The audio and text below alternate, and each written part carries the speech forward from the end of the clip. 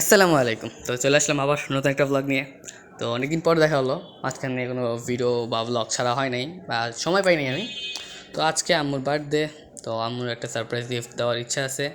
Gift না, একটা cake আর কি। তো আমি আর আমার বোন মিলে একটা প্ল্যান করলাম। তো রাত্রেবেলা আমি যেতেছি কেক কিনতে।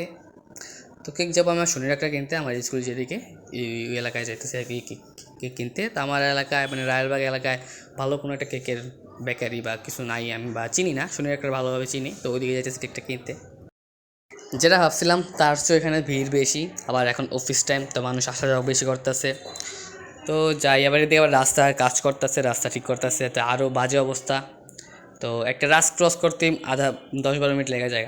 তো এবার যাই, তো একটা দোকান আছে, দেখি দাম কত বলে। প্রথমে এই দোকানে গেছিলাম, এটা আমার স্কুলের সাথেই। বাট দাম হিসাবে কেকটা বেশিরভাগ ছোটো লাগতেছিল আমার কাছে, তো তার জন্য এখান থেকে নিই না।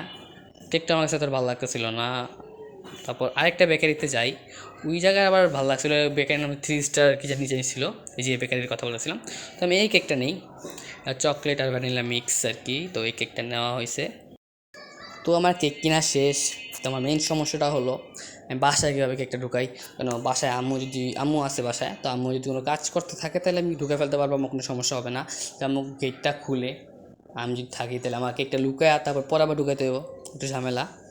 আর এটা হলো আমার স্কুল, তো আমি এই এলাকায় এসে আর কি কেকটা কিনছি। আর কেকটা আমি আগে এই জায়গা থেকে কিনছিলাম, ভালোই পড়ছিল। তো বাসায় এসে পড়ছি আমি, বা দেখা যাক কী করি। তো আম্মু কেক দেখে একটু সারপ্রাইজ হয়। তারপর এই যে আমাদের কেক কেক মেবি দেখাইছিলাম। তো এই যে লেখা আছে হ্যাপি বার্থডে আম্মু। তো আম্মু কেক কাটে, সবার কেকটা ভালো লাগে। কেকটা আমার বাসায় কেউ এত কেক খায় না, বাট তাও কেকটা অনেক ভালো লাগছে, চকলেট অ্যান্ড ভ্যানিলা মিক্স ছিল। তো আম্মু কেকটা কাটে, সবাই খায়। তো আজকের ব্লগটা এতটুকুই, জানি যে ব্লগটা অনেক ছোটো। Thanks for watching. Thanks for watching.